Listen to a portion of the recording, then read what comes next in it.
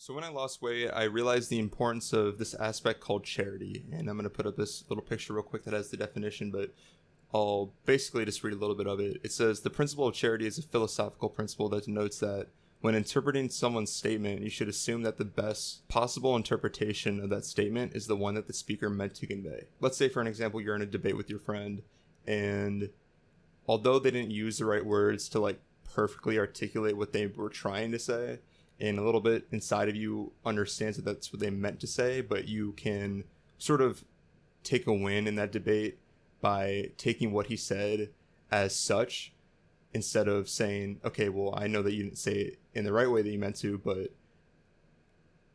I understand what you're trying to say, so let's work from there. Charity in this respect is obviously really important in terms of friendships, arguments, negotiations, all those things. And when you're losing weight, one of the things that will almost guarantee your success, I'm not going to say it's going to guarantee it because a lot of people still fall back regardless, but you lose weight by strictly learning a healthy lifestyle, learning how to count calories, learning what foods are healthy, what foods make you feel good, and sort of build those habits over time slowly. You have a really, really solid foundation for when you hit your goal weight and you need to maintain. Versus if you were to do keto, and while you're learning keto, a lot of people say, this is a very niche, strict diet, and restaurants and, the real world doesn't really account for keto that well because carbs are in a lot of things. By doing this, you're going to lose weight really fast, but when you get there, you have to kind of really, really, really control yourself and, be careful, because if you eat a lot of carbs once you finally hit your goal weight, you're going to more than likely binge eat and gain the weight back just as fast as you lost it. This ties in pretty closely with my accountability video, because if you have the opportunity to be charitable, but you're waiting on, let's say, a technicality because someone messed up, when in actuality you knew what they were trying to do, then your victory in that relationship with the other person is now pretty shaky. Instead of listening with that person and coming into an agreement, that conversation or debate is now just considered a victory.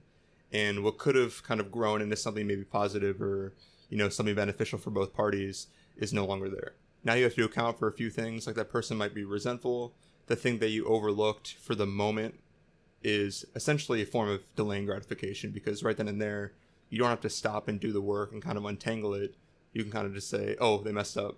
I'm going to call that out and then kind of claim this. It's essentially having all of your ends tied and having a solid foundation. So once you move past that conversation, debate, negotiation, deal, whatever, you have nothing to worry about. If you're being willfully ignorant of what that person's trying to say, that's essentially a form of dishonesty. And obviously being dishonest over time may lead you to something that you are looking for faster, but there are way more liabilities and things you have to kind of look out for once that goal is achieved. Being honest with what you put in your body, setting yourself up to be at a healthy-ish appetite when you hit your maintenance goal weight, and making sure that you cover all the bases as time goes on so you're not taking any shortcuts. Once I hit my goal weight, I had almost no issues maintaining. I think the only times that I ever feel like I feel slightly out of control is when I have sugar for more than 5 days in a row, and I just don't allow myself to do that.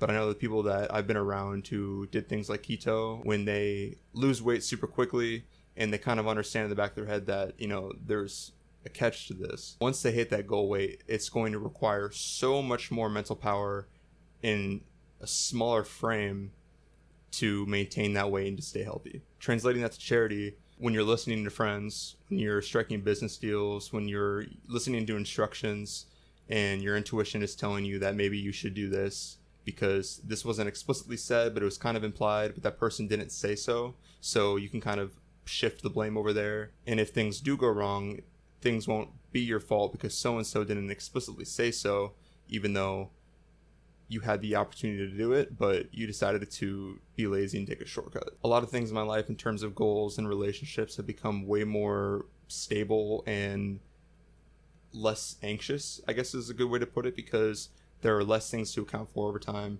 And because they take a little bit more effort in the moment, it's more of a beginning to fall in love with the process sort of thing. And I'm going to make a video on the process. At the end of the day, knowing that you did log all of your foods consistently and honestly and didn't skip a meal because you overate at some point allows you to have more trust in yourself when you make decisions in the future. And that goes beyond weight loss. That goes into goals, relationships, and all those other things. So anyway, let me know what you guys think. Like, share with your friends, subscribe, hit the bell, please, so you can get a notification every time I upload a video. Otherwise, I'll see you guys in the next one.